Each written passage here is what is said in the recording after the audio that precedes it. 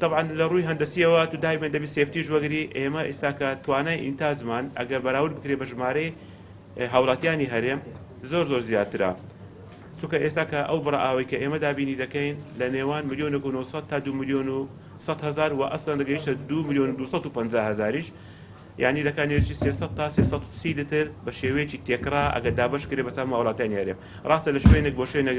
دەگۆڕێ، لەوانەیە لە هەندێک شوێن زیاتر دابین بکرێت، لە هەندێک شوێن کەمتر. بەرامبەڕاستی ئەو بڕئاوی کە بۆیان دابین دەکرێت ئەو 200-250 لترش سیفتی تێدرایە بۆ ئەوەی کەوا خانەوادەی 5 کەسی یان 6 کەسی کە ئەمە هەر هاوبەشێکی خۆمان لەسەر 6 کەس حسێب دەکەین،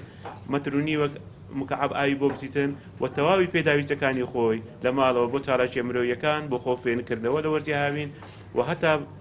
ئاودانی باخچەکانیش کە نرخی 30 متر مربع حدیقەداندرا وەر هاوڵاتی یەکیان بۆ هەر هاوبەشیەک، ئەوانەی هەموو تێدایە بەران زیادکردن یان سەربکردنی لەو ڕێژەیە کە ئێمە متەئەکیدین هاوڵاتیەکە بەخۆی سەرپی ناکە و بە هەدری دەداتن و پێویستیشی نییە. بۆیە ئەمە ناچارین ئەو جۆرە داتانە بڕاوکەینەوە بۆی هاوڵاتی هۆشیار بیتەوە کە چ بڕێک ئاو حەقی خۆیتی و ئەمە چما بۆ دابین کردو.